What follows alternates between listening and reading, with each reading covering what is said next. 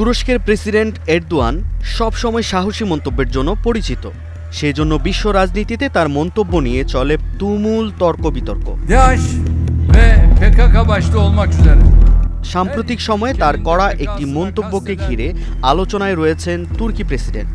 কি সেই বক্তব্য যেটা নিয়ে এত হইচই?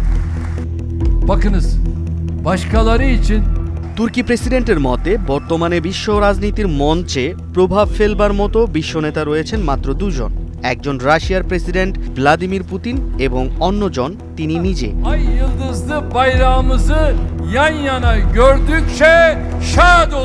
এরদোয়ান ব্যাখ্যা করে বলেন, ২২ বছর আগে পুতিন ও তিনি একই সঙ্গে বিশ্ব রাজনীতির মঞ্চে এসেছেন। শুধু শুরুই নয়, দুজনেই টানা ২২ বছর ধরে ক্ষমতায় রয়েছেন। বাকিরা যারা ছিল তারা বিদায় নিয়েছেন। সেজন্য পুতিনের সঙ্গে তার রাজনৈতিক বোঝাপড়া থাকা জরুরি। তাছাড়া পুতিনের সঙ্গে তার সম্পর্ক সবসময়ই গভীর। রাজনীতিতে সংলাপ থাকা গুরুত্বপূর্ণ ও সংলাপ রাজনৈতিক সম্পর্ক বাড়ায় বলে মন্তব্য করেছেন এরদোয়ান। উদাহরণ হিসেবে তিনি জার্মানির সাবেক নারী চ্যান্সেলর অ্যাঞ্জেলা মার্কেলের কথা বলেছেন। তার মতে অ্যাঞ্জেলা মার্কেলের বিদায়ের পরেই জার্মানিতে সংকট বেড়েছে।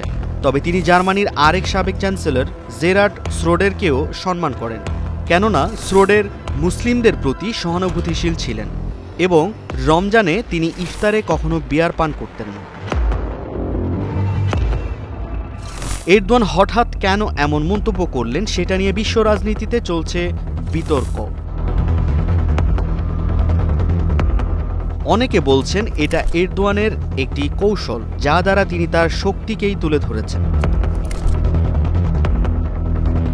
বিশেষজ্ঞদের মতে দীর্ঘদিন ক্ষমতায় থাকা ও বিশ্বে প্রভাব ফেলার মতো নেতা এখন পাওয়া প্রায় দুষ্প্রাপ্য। তাই এসব মন্তব্যে নড়ে চড়ে বসেছে আন্তর্জাতিক মহলও। মূলত তার মন্তব্য কেবলই আত্মবিশ্বাসী নাকি কোনো ক্ষমতার বার্তা দিচ্ছেন, এই নিয়ে তৈরি হয়েছে ধোঁয়াশা।